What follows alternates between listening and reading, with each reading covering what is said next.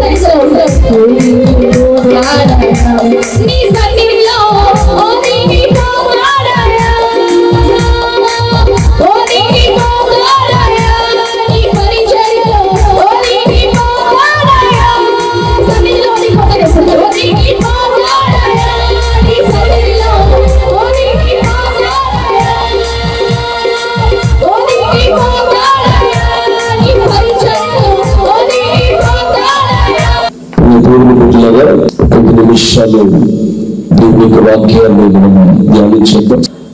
ఈ కూడిక ఏర్పాటు చేయడానికి ముఖ్య ఉద్దేశం ఏంటి అంటే, ఆ బిడ్డ క్రిస్టినా,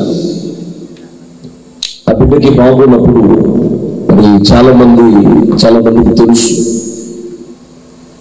ఇప్పటికీ కూడా చాలా మంది ఆ బిడ్డ లేదు అన్నట్టుగా కూడా కొంతమంది ఉన్నారు. ఆశ్చర్యకరమైన రీతిలో దేవుడు ఒక గొప్ప కార్యములు చేసి అది చనిపోయింది అని అన్ని ఆశలు వదిలేసిన ఒక విశ్వాసం సంఘానికి, బిడ్డలకు, దేవుడి పిల్లలకు వారందరూ ప్రార్థన చేసి దేవుడు గొప్ప కార్యం చేయాలి. అందరూ ప్రార్థన చేశారు. డాక్టర్లు అయితే చేతులు ఎత్తేశారు. ఒకటే ఒక విశ్వాసం, నమ్మకం, దేవుడు ఏదైనా చేయగల సమర్థుడు. స్తోత్రం కలుగును గాక. హల్లెలూయా. ఆశ్చర్యకరమైన రీతిలో అందరూ చనిపోయారు బిడ్డ అని అందరూ ఇప్పుడు కూడా చెప్తున్నారు. ఇప్పుడు కూడా చాలా మంది ఆ బిడ్డ బ్రతుకుందని తెలియదు. అలాంటి పరిస్థితుల్లో దేవుడు ఒక బలమైన కార్యాలు చేసి ఆయన బలమైన హస్తాన్ని పంపి ఆ బిడ్డను దేవుడు బ్రతికించాడు. స్తోత్రం కలుగును గాక. హల్లెలూయా. 1 దినం లాస్ట్ గా MRI స్కానింగ్ మళ్ళీ చేయిద్దామని తీసుకుని వెళితే MRI స్కానింగ్ లో డాక్టర్ చూస్తున్నారు, మరలా ఇది అర్థం కావట్లేదు, మరలా చూస్తున్నారు, ఇంకొక డాక్టర్ అలాగా చాలా మంది చూసి ఆశ్చర్యకరంగా చెప్తున్నది ఏంటి అంటే, అసలు ఆ తలలో ఒక తెల్లటి చుక్క కూడా కనబడకుండా దేవుడు కార్యం చేశాడు. స్తోత్రం కలుగును గాక. హల్లెలూయా. అసలు వాళ్ళు ఆశ్చర్యపోతున్నారు. అసలు ఇలా ఉంటుందని మేము అనుకోలేదు. ఎందుకంటే తలలో 5 చోట్ల నరాలు చిట్లి ఆ బ్లడ్ చిమ్ముతుంది. 5 స్పాట్స్ లో బ్లడ్ చిమ్మేస్తుంది. అలాంటిది ఏది లేదు. అంత అసలు అద్భుతమైన రీతిలో నిజంగా దేవుడే చేశాడు అద్భుతం. ఇంతది కూడా లేకుండా దేవుడు కార్యం చేశాడు అని చెప్పి డాక్టర్లు ఆశ్చర్యపోయారు. నిజంగా దేవునికి అసాధ్యమైనది ఏది లేదు. అందుకనే ఈరోజు ఈ కూడిక కుటుంబంగా సంఘ ప్రార్థన, మనందరి ప్రార్థన చాలా రాష్ట్రాల్లో, ఎందుకంటే నేను చాలా రాష్ట్రాలు తిరుగుతూ ఉంటాను మీటింగ్స్కి, సువార్తకి. చాలా రాష్ట్రాల్లో చాలా మంది సేవకులు మరి బిడ్డ కోసం ప్రార్థన చేశారు. స్తోత్రం కలుగును గాక. హల్లెలూయా. బిడ్డ కొరకు ప్రార్థన చేశారు. దేవుడు అద్భుతమైన రీతిలో దేవుడు ఏమి చూస్తున్నారు కదా. అబ్బాయి కాదు, అబ్బాయి అనుకుంటారు, అబ్బాయి అనుకుంటారు, అమ్మాయి. స్తోత్రం కలుగును గాక. హల్లెలూయా. హల్లెలూయా. ఒక కీడనగా మేలుంది అన్నట్టుగా అంతకు ముందు కంటే చాలా తెలివిగా, చాలా క్లవర్గా, అంతకు ముందు కంటే చాలా అద్భుతంగా ఉంది ఇప్పుడు. అంటే అంత జ్ఞానం దేవుడిచ్చాడు. ఆ బాధ మర్చిపోవడానికి అన్ని తెలివితేటలు దేవుడిచ్చి ఈరోజు మన మధ్యలో నిలబెట్టాడు. స్తోత్రం కలుగును గాక. హల్లెలూయా. నేను ఎందుకు ఈ మాట చెప్తున్నాను అంటే, దేవునికి అసాధ్యమైనది ఏది చెప్పాలి. దేవునికి అసాధ్యమైనది ఏది లేదు. ఆయనకి సమస్తము సాధ్యమే. పిల్లల చాలా మంది ప్రాంతంలో కూడా చాలా మంది, ఎందుకంటే నేనంటే ఈ ప్రాంతంలో కానీ ప్రతి ఒక్కరు ప్రేమిస్తారు. కారణం ఏంటి అని అంటే, నేను 13 సంవత్సరాల వయసులో సేవకు వచ్చాను. ఆ విధంగా 14 సంవత్సరాల నుంచి సేవ ప్రారంభించాను. దేవుడు ఇక్కడికి పంపిస్తే ఇక్కడికి వచ్చాను. అప్పుడు ఇవేమీ లేవు. కేంద్రీయ విద్యాలయాలు కూడా, కేంద్రీయ విద్యాలయం ఇది కూడా ఏం లేదు. గోడలు ప్రారంభం ఆ సమయాల్లో. నేను చిన్న వయస్సు నుండి దేవుడు పిలిచిన పిలుపులకు తగినట్లుగా ఉన్నాను. ఏ రోజు ఎవరిని విమర్శించలేదు, ఏ రోజు ఎవరిని పల్లెటి మాట అనలేదు, ఎవరిని తక్కువ చేయలేదు.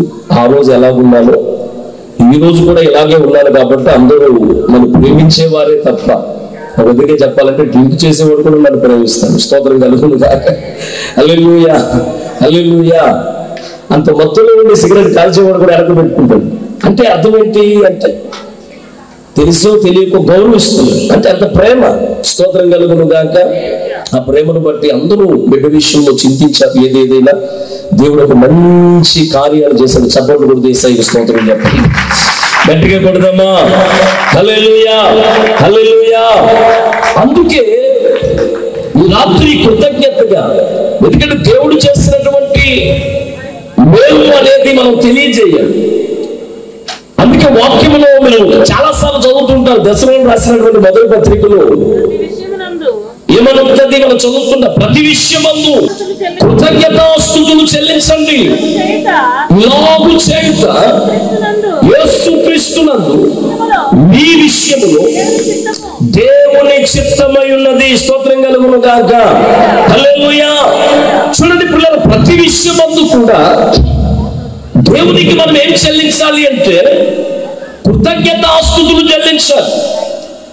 ఎందుకు అంటే ఈ రోజు మనం ఇలా ఉన్నాము అంటే, ఈ విధంగా ఉన్నాము అంటే ఇది కేవలం దేవుని యొక్క మహాకృపే. అందుకే భక్తులైన దావీదంతుడు కీర్తనల గ్రంథం 52వ అధ్యాయము 8వ వచనం, నేనైతే దేవుని మందిరములో పచ్చని ఒలీవ చెట్టు వలె ఉన్నాను. స్తోత్రం కలుగును గాక.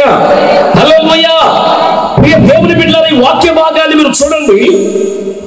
ఈ వాక్యములో రాయబడుతున్నటువంటి మాట ఏంటి? భక్తులు అంటున్నాడు కదా, నేనైతే దేవుని యొక్క మందిరములో పచ్చని ఒలీవ చెట్టు వలె ఉన్నాను. భక్తులు అంటున్నాడు నేనైతే. ఎందుకని ఇతడు రాసైనటువంటి దావీదు రాజు స్థానములో ఉన్నతంగా దేవుడు నిలబెట్టాడు. ఇతడు కూడా చిన్న వయసు నుండి దేవుని కృపను పొందినటువంటి వాడు. ఇతడు దేవుని మీద ఆదుకొని ఆధారపడినటువంటి వాడు. తండ్రి అతన్ని గుర్తించలేదు, సోదరులు అతన్ని గుర్తించలేదు. అతడు చేసేటటువంటి పని ఏమిటయ్యా అని అంటే, కొన్ని గొర్రెలను తన తండ్రి అప్పచెప్పాడు, కొంత మందను అప్పచెప్పాడు. అరే నాన్న, ఇదిగో నీవు ఈ మందను కాచుకొని బ్రతుకు, మందను అప్పచెప్పాడు. ఇది ఈ కాగితం నీ పని అన్నాడు. సరే, తండ్రి మాటకు లోబడిన వాడు, సహోదరుల మాటకు లోబడిన వాడు, పెద్దల మాటకు లోబడినటువంటి వాడు దావీదు.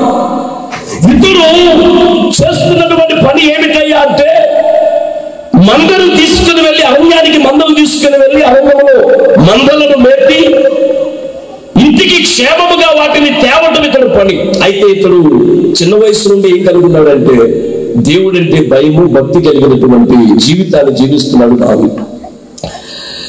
ఇతడు జీవితంలో ఉన్నటువంటి విషయం ఏంటి అంటే, అతనికి కష్టం వచ్చినా, నష్టం వచ్చినా, బాధ వచ్చినా, ఇబ్బందులు వచ్చినా, శ్రమలు వచ్చినా తన కుటుంబంలో ఉన్నటువంటి వారికి తెలియజేస్తాడో చేయడో నాకు తెలియదు, కానీ వాక్యం చెప్తున్న మాట ఏంటి అంటే, అతడు ప్రతిదీ పోస గుచ్చినట్టుగా దేవుడికి మాత్రం చెప్పే మనస్సు కలిగినటువంటి వాడు దావీదు. స్తోత్రం కలుగును గాక. హల్లెలూయా. అలాంటి దావీదు తన జీవిత కాలంలో దేవుడు చేసినటువంటి అద్భుతం చూడండి. ఈ దావీదు దేవుడి మీద ఆదుకున్నాడు, దేవుడి మీద ఆధారపడ్డాడు, దేవునికి ప్రార్థన చేశాడు, దేవుడిని స్తుతించాడు, గణపరిచాడు. ఇప్పుడు దావీదుని ఎవరు చూస్తున్నారంటే దేవుడు చూస్తున్నాడు. నిన్నైనా నన్నైనా మనలందరినీ ఎవరు చూడాలంటే దేవుడే చూడాలి. స్తోత్రం కలుగును గాక. హల్లెలూయా. చాలాసార్లు వారు నన్ను చూడట్లేదండి, వీరు నన్ను చూడట్లేదండి, వారు నన్ను చూడట్లేదండి, వీరు నన్ను చూడట్లేదని కొన్ని సందర్భాల్లో నా పిల్లలు నన్ను చూడటం లేదు, లేకపోతే నా కుటుంబం నన్ను చూడటం లేదని చెప్పి కొన్ని సందర్భాల్లో మనం బాధపడుతూ ఉంటాం. అయితే దేవుని వాక్యం చెప్తున్నటువంటి మాట ఏంటి అంటే, ఎవరు నిన్ను చూచినా చూడకపోయినా నిన్ను దేవుడు చూస్తూ ఉంటాడు. స్తోత్రం కలుగును గాక. హల్లెలూయా. చాలాసార్లు మనం అంటూ ఉంటాం కదా, ఏమని, ఎవరికైనా గొడవైనప్పుడు ఏమంటారంటే, నేను చూడకపోవచ్చు, దేవుడు చూస్తున్నాడు.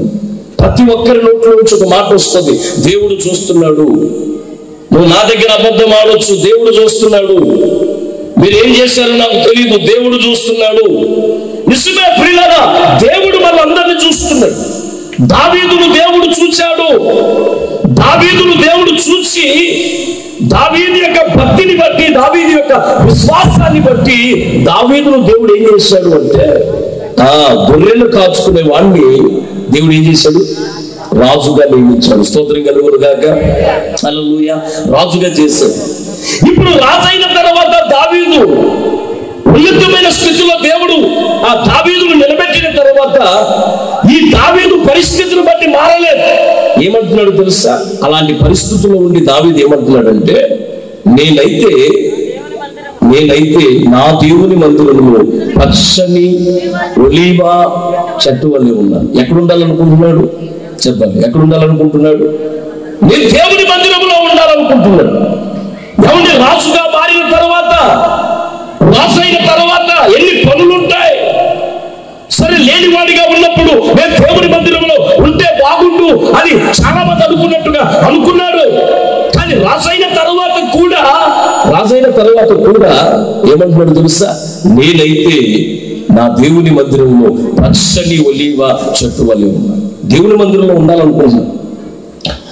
దేవుని మందిరంలో ఉంటే పచ్చగా ఉంటావు. స్తోత్రం కలుగును గాక. దేవుని మందిరంలో ఉంటే పచ్చగానే ఉంటావు. ఎందుకు ఒలీవ చెట్టుతో పోల్చుకున్నాడు? భూమి మీద ఎన్ని చెట్లు లేవు. అయితే ఒలీవ చెట్టుతో ఎందుకు పోల్చుకుంటున్నాడు? ఒలీవ చెట్టు వల్ల ఉండాలని ఎందుకు అనుకుంటున్నాడు అంటే, ఒకరోజు నోవాహు దినాల్లో జలప్రలయం వచ్చిందట. నోవాహు దినాల్లో జలప్రలయం వచ్చి ఊర్లన్నీ మునిగిపోయినాయి. ప్రపంచం అంతా మునిగిపోయింది. చెట్లు మునిగిపోయినాయి, కొండలు మునిగిపోయినాయి, కోనలు మునిగిపోయినాయి, అన్ని మునిగిపోయాయి. మొత్తం అందరూ సర్వనాశనం అయిపోయారు. అన్ని మునిగిపోయాయి. నోవాహు కుటుంబం మాత్రమే ఓడలో ఉన్నారు. నోవాహు ఒక నల్లటి పావురాన్ని బయటకు వదిలాడంట. ఈ పావురం ఏం చేసిందంటే, ఎగురుకుంటూ భూమి ఆరిందా లేదా, ఏమైనా కనిపిస్తుందా లేదా అని ఎగురుకుంటూ వెళ్ళేటప్పటికీ ఒక పచ్చని ఒలీవ ఆకు చిగురు నీళ్ళల్లో నుండి బయటకు వచ్చిందట. ఈ ఒలీవ చిగురును నోట కరుచుకొని నోవాహు దగ్గరికి వచ్చి నోవాహుకి ఇచ్చిందట. మీరు అర్థం చేసుకోవాలి. జలప్రలయములో చెట్లన్నీ నాశనం అయిపోయినాయి. కొండలు కోనలు అన్ని మునిగిపోయినాయి. చెట్లన్నీ నాశనం అయిపోయినా ఒలీవ చెట్టు నీళ్ళల్లో కూడా బ్రతికే, చెప్పాలి ఎలా ఉంది? నీళ్ళల్లో కూడా బ్రతికే ఉంది. అంటే అర్థం ఏంటంటే, నాకు నా దేవునికి మధ్యలో ఉన్న భక్తి జీవితం ఏమవకూడదు, మరణం అవ్వకూడదు. నాకు నా దేవునికి మధ్యలో ఉన్న ఈ భక్తి ఏదైతే ఉందో, ఈ భక్తికి మరణం రాకూడదు అని ఒలీవ చెట్టు జలప్రలయములో కూడా ఎలాగూ బ్రతికి ఉన్నదో, దేవునికి నాకు ఉన్నటువంటి అనుబంధము ఏ రోజు విడిపోకూడదని చెప్పి అతడు దేనితో పోల్చుకున్నాడు తన జీవితాన్ని అంటే, పచ్చని ఒలీవ చెట్టుతో తన బ్రతుకును పోల్చుకున్నాడు. స్తోత్రం కలుగును గాక. చెప్పాలి గట్టిగా హల్లెలూయా, హల్లెలూయా. ప్రియ దేవుని బిడ్డలారా, దావీదు విశ్వాస జీవితాన్ని బట్టి దావీదును దేవుడు దీవించాడు, ఆశీర్వదించాడు. ఈ రోజు నీ జీవితంలో కూడా, నా జీవితంలో కూడా గొప్ప కార్యం చేశాడు దేవుడు. నా జీవితంలో కూడా మరణం అయిపోతుంది అన్న సమయంలో భక్తి మరణము కాకుండా దేవుడు ఏం చేశాడు అంటే, భక్తి మరణము కాకుండా భక్తి ఇంకా పెరుగునట్లుగా బిడ్డ విషయంలో దేవుడు కార్యాన్ని చేశాడు. స్తోత్రం కలుగును గాక. హల్లెలూయా. యేసయ్య మనలో ఉంటే, మనతో ఉంటే, మన పక్షమున ఉంటే, ఎలాంటి పరిస్థితులు కలిగినా మన జీవితంలో మరణము కాకుండా మనలను కాపాడువాడు దేవుడే. ఒకరోజు సీమోను పిలిచాడు దేవుడు. క్లుప్తంగా చెప్తాను. లూకా సువార్త 5వ అధ్యాయం 1 నుండి 11 వచనాలు మీరు అలాగ చదువుకుంటూ ఉంటే, జనసమూహము దేవుని వాక్యము వినుచు ఆయన మీద పడుచుండగా ఆయన గెన్నేసరెతు సరస్సు తీరమున నిలిచి ఆ సరస్సు తీరమున ఉన్న రెండు దోణిలను చూచెను. చూడండి, యేసు ప్రభు వారు బయలుదేరి వెళ్తున్నారు. యేసు ప్రభు వారు అలాగ వెళుతున్నప్పుడు చాలా మంది యేసు ప్రభు వారిని వెంబడిస్తూ చాలా మంది వచ్చేస్తున్నారంట. 3 మంది వచ్చేస్తున్నారు. సరే, అలా యేసు ప్రభు వారు వెళ్తున్నారు. యేసయ్య వెళుతున్నప్పుడు యేసయ్య కన్నులు ఎవరి మీద పడ్డాయంటే, గెన్నేసరెతు సరస్సు తీరమున 2 వ్యక్తులు చాలా ఏం చేస్తున్నారు? వారు వలలు కడుక్కుంటున్నారు. యేసు ప్రభు వారు ఎవరు చూస్తున్నారు అంటే, అంతమంది యేసు ప్రభు వారి వెనక వెంబడిస్తుంటే, అనేక మంది యేసయ్య వెనక వెళుతుంటే యేసు ప్రభు వారు చూస్తున్నారు. 2 చూస్తున్నారు. వారు దోణిలో నుండి దిగి వారు వలలు కడుక్కుంటున్నారు, నిరాశతో ఉన్నారు, చాలా దుఃఖంతో ఉన్నారు, చాలా బాధతో ఉన్నారు. అందుకని రాత్రంతా కష్టపడ్డారు, రాత్రంతా ప్రయాసపడ్డారు. జీవిత విధానం, జీవనం ఏంటి అంటే ఈ రోజు మేము వేటకి వెళ్తే చేపలు వస్తే వాటి నమ్ముకొని బ్రతకాలి. ప్రియ దేవుని బిడ్డలారా, వాళ్ళ కష్టాలు అలాంటి కష్టాలు కాదు. ప్రతి బ్రతుకులో కష్టం ఉంటుంది. ఒకరి కష్టం ఒకరికి తెలియదు, ఒకరి బాధ ఒకరికి అర్థం కాదు. ఏదైనా బాధ కలిగినప్పుడు అంటాడు, నా లాంటి బాధ నా పగవాడికి కూడా రాకూడదు అంటాడు. స్తోత్రం కలుగును గాక. హల్లెలూయా. ప్రియ దేవుని బిడ్డలారా, ఒకరి బాధ ఒకరికి అర్థం కాదు. అలాగే వాళ్ళు దోణిలో నుండి దిగి వారు వలలు కడుక్కుంటూ నిరాశగా ఉన్నారు, చాలా బాధతో ఉన్నారు, చాలా దుఃఖంతో ఉన్నారు. ఒక్కొక్కసారి తల్లి బాధ తండ్రి బాధ బిడ్డలకు అర్థం కాదు, బిడ్డల బాధ తల్లిదండ్రులకు అర్థం కాదు, ఎవరి బాధ ఎవరికి అర్థం కాదు. బాగున్నామంటే బాగున్నాం, సరే మీరు కూడా అంతే. అలాగ దిగి దోణిలోంచి దిగి వలలు కడుక్కుంటూ బాధతో ఉన్నారు. యేసు ప్రభు చూస్తున్నారు. యేసయ్య వారిని చూచాడు, యేసు ప్రభు వారి పరిస్థితిని చూచాడు, యేసు ప్రభు వారి ఆవేదనను చూచాడు, యేసు ప్రభు వారి యొక్క దుఃఖాన్ని చూశాడు, యేసు ప్రభు మానసిక పరమైనటువంటి పరిస్థితిని చూచాడు. వారి కలవరమును యేసయ్య కంటికి కనబడుతుంది. అంతమంది ఆయన వెంబడిస్తుంటే యేసు ప్రభు వారు అక్కడికి వెళ్ళారు. అక్కడికి వెళ్ళి ఆ దోణి దగ్గర నిలబడ్డారు. ఈ రాత్రి వీళ్ళు అనేకులు ఇక్కడ ఉండగా ఈ రాత్రి ఎవరి హృదయంలో వేదన దుఃఖముతో ఉందో మీ దగ్గరికి నా ప్రభువు వచ్చి నిలబడబోతున్నాడు. స్తోత్రం చెప్పాలి కదా. హల్లెలూయా. మీ బాధ ఆయన కంటికి కనబడుతుంది. స్తోత్రం కలుగును గాక. మీ దుఃఖం ఆయన కంటికి కనబడుతుంది. స్తోత్రం కలుగును గాక. మీ వేదన ఆయన కంటికి కనబడుతుంది. స్తోత్రం కలుగును గాక. మీరు ఏ విచారంతో వచ్చారో ఆ విచారమును కొట్టివేయడానికి ఆ కోట దగ్గర నిలబడినట్లుగా ఈ రాత్రి నా దేవుడు నీ ఎదుట నిలబడుతున్నాడు. స్తోత్రం. హల్లెలూయా. యేసు ప్రభువారు వచ్చారు, నిలబడ్డారు. యేసు ప్రభువారు చూశారు. చూసి యేసయ్య అన్నాడట, నాన్న కొద్దిగా సేపు నీ దోణిలోనికి నేను రావాలనుకుంటున్నాను, అవకాశం ఇస్తావా అన్నాడు. సరే ప్రభువారు రండి, నా దోణిలోనికి రండి. యేసు ప్రభువారికి అవకాశం ఇవ్వాలి. వాక్యములో ఉంది, ఆయన తొడుతున్నాడు, తలుపు తొడుతున్నాడు. ఎవడైనా నువ్వు నా స్వరము విని తలుపు తీసిన ఎడల వానితో నేను నాతో వాడు కలిసి ఏం చేస్తారు? ప్రతి ఉదయం దగ్గర ప్రభు నిలబడ్డాడు. దోణిలోనికి నేను రావాలనుకుంటున్నాను, నేను రావచ్చా? ప్రభా రండి, నా దోణిలో అడుగు పెట్టండి. దోణిలోకి వచ్చాడు యేసయ్య. దోణిలో నుండి పద అన్నాడు. దోణిలో నుండి అక్కడికి వచ్చిన జనసమూహానికి వాక్యమును ఉపదేశిస్తున్నారు, వాక్యాన్ని బోధిస్తున్నారు. అందరూ వాక్యం వింటున్నారు. అందరూ వాక్యం విన్న తరువాత యేసు ప్రభువు వారు అన్నారు, నీ దోణి లోతులకు తీసుకుని వెళ్ళి. లోతులకు బయలుదేరు. సరే లోతుకు వెళ్ళాడు. ప్రభు అన్నారు, ఇంకా లోతుకు పో. ఇంకా లోతుకు వెళ్ళాడు. సరే నీ చేతిలో ఉన్న వలవేయి. వెంటనే అంటాడు, రాత్రంతా శ్రమపడ్డా, రాత్రంతా కష్టపడ్డాను ప్రభువా, రాత్రంతా ప్రయాసపడ్డాను, ఒక్క శాప పిల్లైనను నాకు. నువ్వు మంచి బోధకుడివి కావచ్చు, ఎందుకంటే నువ్వు మంచి బోధకుడు కావచ్చు అయ్యా, కానీ మంచి జాలరివి మాత్రం చదవాలి. నువ్వు మంచి బోధకుడివే కానీ మంచి జాలరివి కాదు. ఎందుకంటే చిన్న వయసు నుండి ఈ సముద్రం మీద ఎక్కడ, ఈ సరస్సు మీద ఎక్కడ ఏముంటుందో నాకు తెలుసు. నువ్వు మంచి బోధకుడివే కానీ మంచి జాలరివి కాదు. అయినను ఏమంటున్నాడు తెలుసా? నీ మాట చొప్పున నేను వల్ల వేస్తాను. స్తోత్రం కలుగును గాక. అప్పటి వరకు ఎక్కడ ఉందండి దోణి? లోతుకు వెళ్ళలేదు ఆ దోణి. నేను చెప్తున్నాను, లోతుకు వెళ్ళిన తర్వాత దోణి ఎంత ప్రశాంతంగా ఉందో మీరు చూడండి. సముద్రపు ఒడ్డున కెరటాలు ఎగసెగసి పడుతూ ఉంటాయి. మీరు వెళ్ళారో లేదో నాకు తెలియదు. సముద్రపు లోపలికి మీరు వెళ్ళిన కొద్దీ ఎలాగుంటది అంటే చాలా ప్రశాంతంగా ఉంటుంది లోపల.